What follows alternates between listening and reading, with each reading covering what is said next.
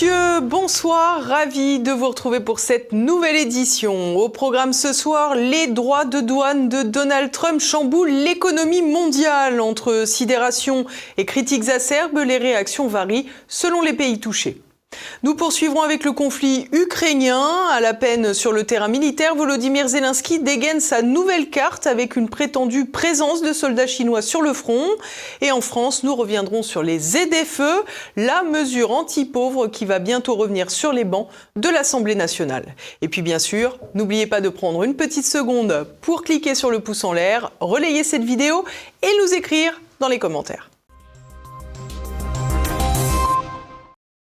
Les marchés s'affolent après que Donald Trump a frappé un grand coup avec ses droits de douane. Face au séisme économique, l'UE réagit mollement et tout le monde se demande ce que fait le président américain.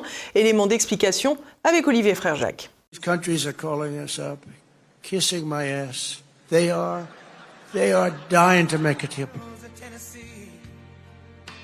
Donald fait du Trump alors qu'il a shooté un grand coup dans la fourmilière économique avec ses droits de douane. Le président des États-Unis s'est fendu d'une provocation dont il a l'habitude face à ses alliés ou concurrents qui réclament de trouver un accord. Les mesures orchestrées par Donald Trump frappent particulièrement la Chine, avec une surtaxe record de 104%, tandis que d'autres partenaires commerciaux subissent des hausses allant de 11 à 50%. Les répercussions sont immédiates.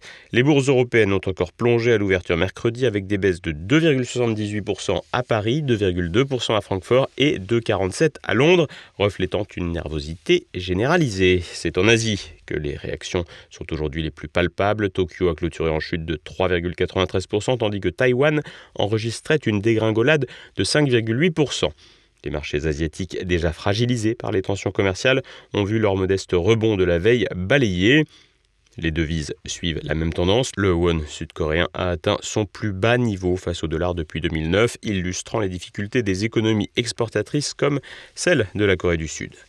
Les cours du pétrole, baromètre de la santé économique mondiale, ont également dévissé. Le baril de WTI américain a perdu 3,2% à 57,41 $ et le Brent de la mer du Nord 2,67% à 61,12 $, tombant à des niveaux inédits depuis 4 ans. Cette chute traduit les craintes d'un ralentissement de la demande globale exacerbée par la guerre commerciale. En Europe, le secteur bancaire sensible aux cycles économiques a été durement touché. À l'ouverture, Société Générale a chuté de 4,16%, BNP Paribas de 3,97% et Deutsche Bank de 2,97%. Ces baisses s'expliquent par la menace d'une récession qui pourrait dégrader la qualité du crédit et augmenter le coût du risque pour les banques. Les secteurs comme l'automobile ou le luxe, très dépendants de la Chine, subissent également le contre-coup de ces mesures. Face à cette déstabilisation des économies mondiales, le secrétaire général de l'ONU, Antonio Guterres, s'est inquiété sur le développement d'une guerre économique ouverte. Trade wars are extremely negative. Nobody wins with a trade war. Everybody tends to lose. And I'm particularly worried with the most vulnerable developing countries in which the impact will be more devastating. I sincerely hope that we will have no recession, because a recession will have dramatic consequences, especially for the poorest people. Des conséquences dramatiques pour les États les plus pauvres, mais ce pourrait être aussi une occasion de s'émanciper de puissances étrangères comme les États-Unis, qui ont déjà fait un pas dans ce sens avec le démantèlement de l'USAID. Face à l'offensive commerciale américaine, la Chine a vivement réagi par la voix de son directeur adjoint du département de l'information du ministère des Affaires étrangères, Lin Jian, faisant ainsi savoir que Pékin n'aurait pas l'attitude attentiste de l'Union européenne en la matière. 我要再次强调，贸易战、关税战没有赢家，保护主义没有出路。中国人不惹事，也不怕事。施压、威胁和讹诈不是同中方打交道的正确方式。中方必将采取必要措施，坚决维护自身正当合法权益。如果美方置两国和国际社会的利益于不顾，执意打关税战、贸易战，中方必将 Un discours clair et une détermination qui dénotent avec la réaction beaucoup plus prudente de l'UE qui a annoncé une riposte échelonnée, respectueuse des règles de l'Organisation mondiale du commerce. Les 27 validaient ainsi aujourd'hui une liste de produits américains frappés de droits de douane à 25%. Cette rétorsion, qui cible 22 milliards d'euros d'importation américaine, inclut un éventail hétéroclite. Tabac, jus d'orange, moto, diamants, fils dentaires ou encore bateaux de luxe.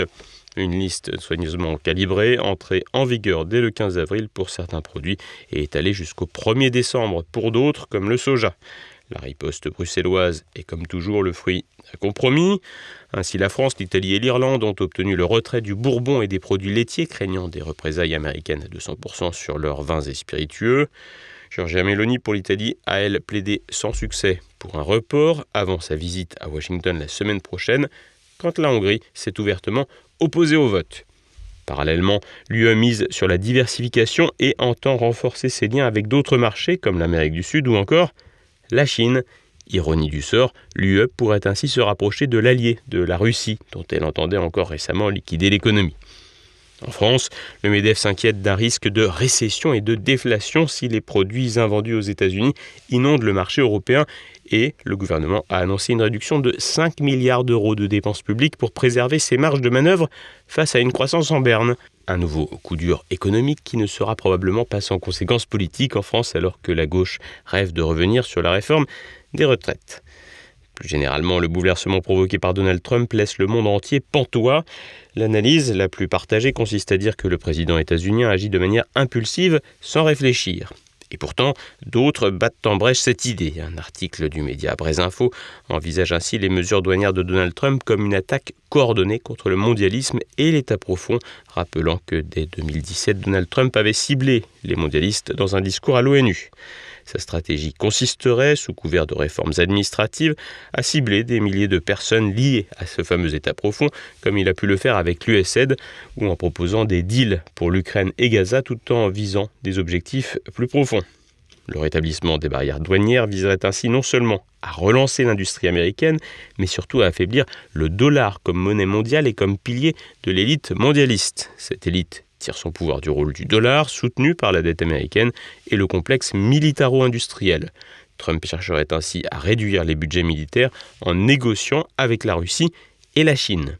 L'objectif central serait ainsi le démantèlement de l'État profond américain, une théorie qui peut sembler étonnante, mais qui mérite d'être envisagée tant les bouleversements en cours sont abrupts, imprévisibles et parfois inexplicables. La guerre en Ukraine poursuit son enlisement. Avec les négociations de paix en suspens, Volodymyr Zelensky tente de reprendre la main sur le récit médiatique du conflit. Un cache-misère qui peinera à convaincre. Après la saison automne-hiver nord-coréenne, c'est à présent le printemps chinois en Ukraine. Ми взяли в полон китайських військових на території України. В бой вступили українці на Донеччині, Тарасівка і Білогорівка. 6 китайськими військовими, 2 в полоні. Відповідно, є документи, є їх паспорти, є навіть кредитні картки. Selon Volodymyr Zelensky, donc des soldats chinois se battraient actuellement aux côtés des soldats russes sur le front. Démentie par Pékin, la déclaration est bien loin d'être anecdotique, bien qu'elle ne fasse état que d'un nombre très réduit de combattants chinois. En effet, l'objectif pour le président ukrainien sans mandat n'a pas varié depuis le début de la guerre ouverte. Face à la fragilité de son camp, seule une internationalisation du conflit armé peut lui insuffler l'espoir de durer davantage au pouvoir. Ainsi, après les déclarations sur les troupes nord-coréennes que les plus crédules ont pris pour argent comptant, c'est maintenant le tour des Chinois. En réalité, plusieurs éléments peuvent expliquer les images de soldats asiatiques capturés par Kiev.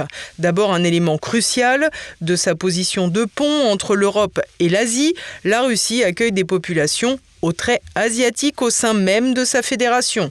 Rien de surprenant à voir certains d'entre eux dans l'armée mobilisés en Ukraine.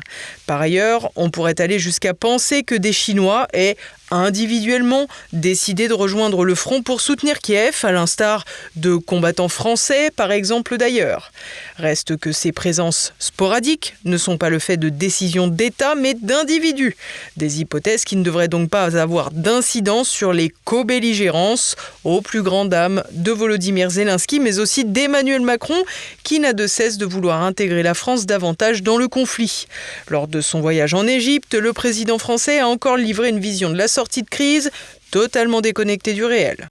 Il est désormais urgent que la Russie cesse les faux-semblants et les tactiques dilatoires et accepte le cessez-le-feu sans condition, qui a été la proposition du président Trump, proposition agréée par le président Zelensky à Jeddah le 11 mars dernier. Cela fait presque un mois que non seulement la Russie y impose une fin de non-recevoir, mais qu'elle accroît les bombardements contre les civils, avec encore des pertes tragiques il y a quelques jours en Ukraine. Et je veux redire ici au peuple ukrainien notre amitié. Tous les ressorts pour mobiliser au maximum sont réunis. De son côté, conscient de sa position délicate, le président ukrainien aimerait lui aussi prolonger les combats, des combats de plus en plus difficiles au point de fragiliser l'état-major même du pays. Ainsi, on assiste à des luttes internes de plus en plus ouvertes au sein de l'appareil d'État ukrainien. Comme nous l'expliquait le spécialiste de la gestion de crise Hervé Carrez dans le journal de mardi, les négociations de paix sont particulièrement ardues pour le sommet de l'État ukrainien.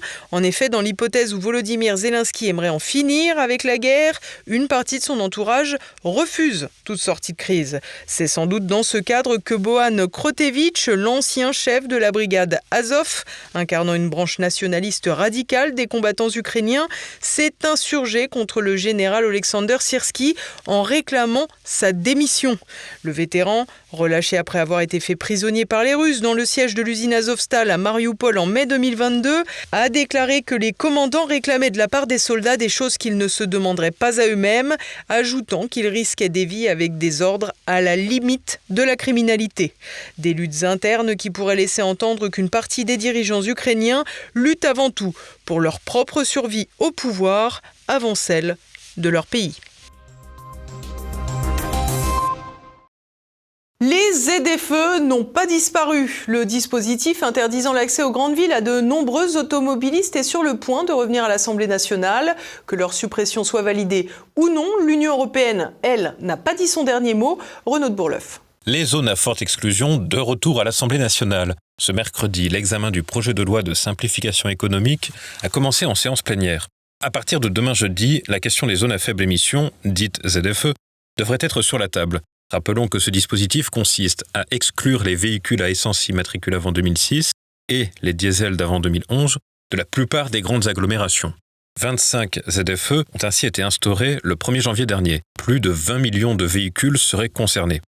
Fin mars, la suppression des ZFE a été validée en commission des affaires sociales. Les élus RN et LR ont pointé un dispositif de ségrégation sociale, excluant de fait les ménages défavorisés et habitant en zone périphérique ou rurale.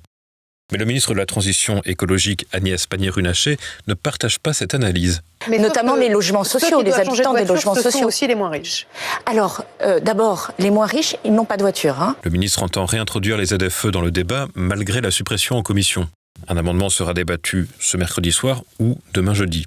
L'idée est de réserver les ZFE aux agglomérations parisiennes et lyonnaises.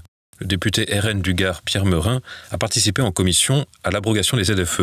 Il revient sur l'attitude d'Agnès Pannier-Runacher. Agnès Pannier-Runacher a fait un coup de communication pour dire qu'elle prenait acte du vote des députés et que du coup, par contre, il fallait quand même réintroduire les ZFE. Donc, elle annonce son amendement que j'ai lu, qui consiste à donc réintroduire le caractère obligatoire des ZFE uniquement pour Paris et Lyon, mais elle laisse encore la possibilité à toutes les collectivités territoriales de plus de 150 000 habitants de mettre en place des ZFE. Donc en fait, ça change pas grand-chose et moi, ce dispositif ne me satisfait absolument pas pour deux raisons. Un, parce que ça va permettre aux élus écolos ou de gauche de poursuivre leur idéologie de chasse à la voiture. Et pour la deuxième raison, c'est une raison de principe. Les ZFE sont entachés deux principes dans le dispositif, puisque vous pouvez pas dire d'un point de vue de la devise liberté, égalité, fraternité que les automobilistes n'ont plus le droit de rentrer dans les villes pour exercer leur élémentaire liberté de circulation.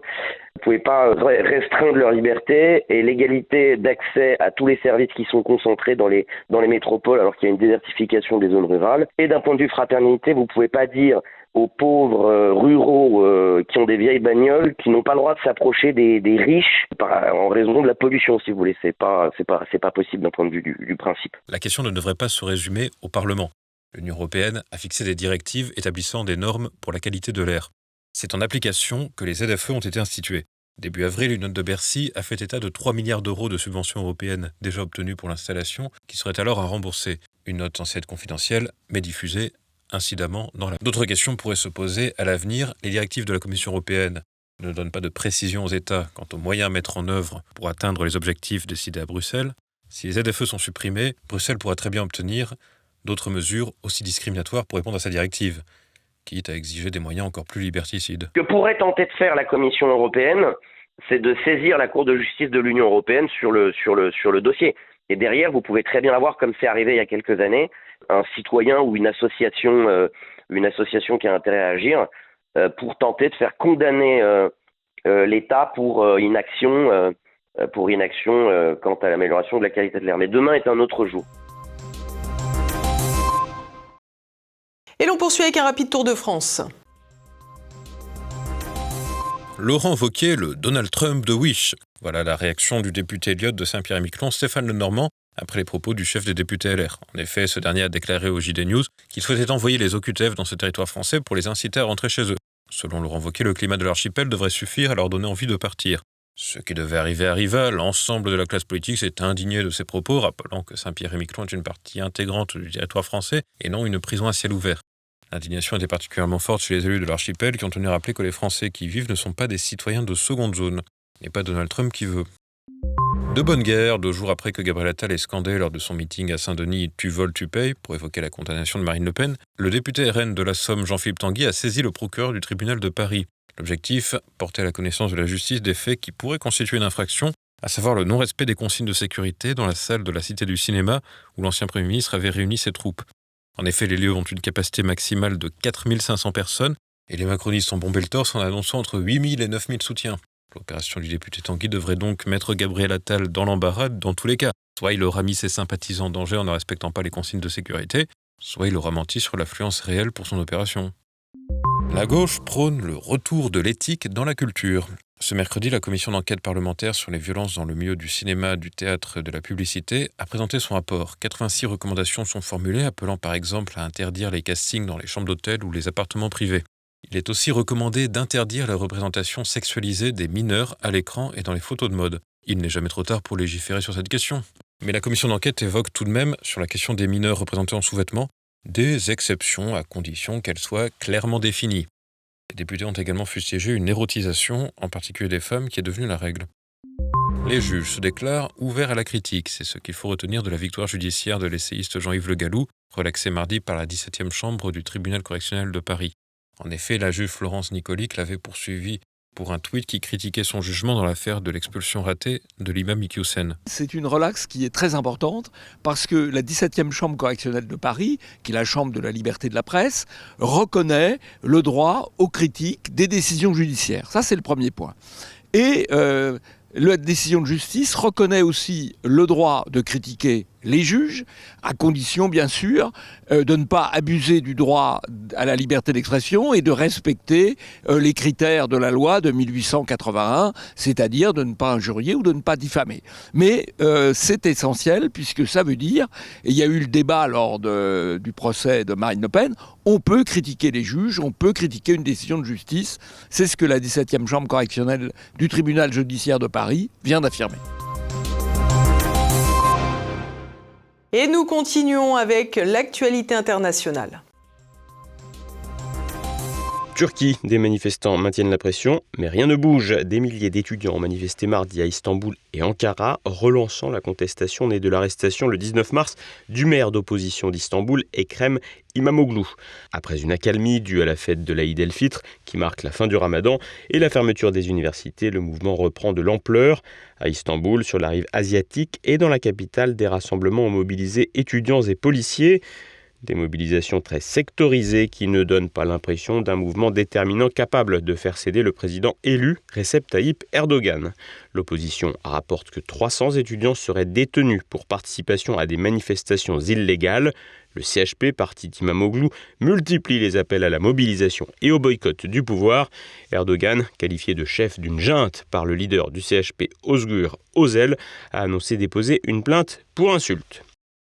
Ronen Bar, chef du Shin Bet, restera en poste. La Cour suprême israélienne a annoncé mardi que serait maintenu cet officier jusqu'à une décision ultérieure, suspendant son limogeage prévu par Benjamin Netanyahou pour le 10 avril, c'est-à-dire jeudi. Après une audience tendue, la Cour a invité le gouvernement et le procureur général à trouver un compromis créatif d'ici la fin de Pessa, la Pâque juive, le 19 avril. Netanyahou, qui reproche à Bar l'échec face à l'attaque du Hamas du 7 octobre 2023, juge cette décision étrange. Le procureur général et l'opposition dénoncent un licenciement entaché de conflits d'intérêts liés aux enquêtes visant des proches du Premier ministre. La Cour autorise des auditions de successeurs sans nomination immédiate. Soirée tragique en République dominicaine. Dans la nuit de lundi à mardi à Saint-Domingue, l'effondrement d'une discothèque a provoqué environ 100 morts. Plus de 150 blessés ont été transportés à l'hôpital. Les autorités estiment qu'entre 500 et 1000 personnes se trouvaient sur place. Le Jet Set est un établissement très prisé pour ses soirées et ses concerts de célébrités. Une enquête est en cours pour déterminer les causes de l'accident. La vie trouve toujours un chemin. Plus de 10 000 ans après la disparition d'une espèce de loup, une entreprise américaine est parvenue à le faire renaître. Le magazine Time a d'ailleurs consacré sa une à cette annonce révolutionnaire qui rappelle le mythique film Jurassic Park. En effet, l'entreprise colossale Biosciences a commencé ses recherches à partir d'un échantillon d'ADN du loup sinistre contenu dans une dent vieille de 13 ans et un crâne de 72 000 ans. Une fois séquencé, l'ADN a permis aux chercheurs d'identifier les gènes relatifs aux particularités de cette espèce de loup géant.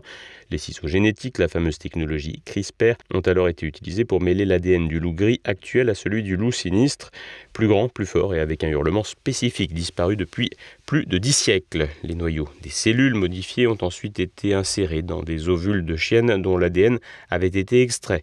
Sur 45 embryons implantés, 2 ont atteint leur terme, Romulus et Rémus, nés le 1er octobre. Plus tard, une petite louve OGM nommée Khaleesi, en référence à la série Game of Thrones, est née cet hiver. Si beaucoup saluent la prouesse scientifique, on ignore encore quels traits spécifiques porteront les louveteaux en dehors des caractéristiques physiques qui devraient en faire des animaux d'1,60 m pour environ 60 kg. L'entreprise affirme travailler sur d'autres espèces telles que le dodo, le mammouth et le thylacine, un mammifère carnivore disparu depuis seulement un siècle. Et voilà, nous approchons déjà de la fin de cette édition. Dès à présent, retrouvez Perles de culture. Anne Brassier reçoit Andrei Makin de l'Académie française pour son dernier roman, Prisonnier du rêve écarlate. Également au programme Passé-présent, Guillaume Fiquet évoque la figure d'Antoine de Crozat, le financier incontournable de Louis XIV. C'est à présent la fin de cette édition. Merci à tous pour votre fidélité. Rendez-vous demain aux côtés d'Olivier et Frère Jacques pour une nouvelle édition. En attendant, portez-vous bien. Bonsoir.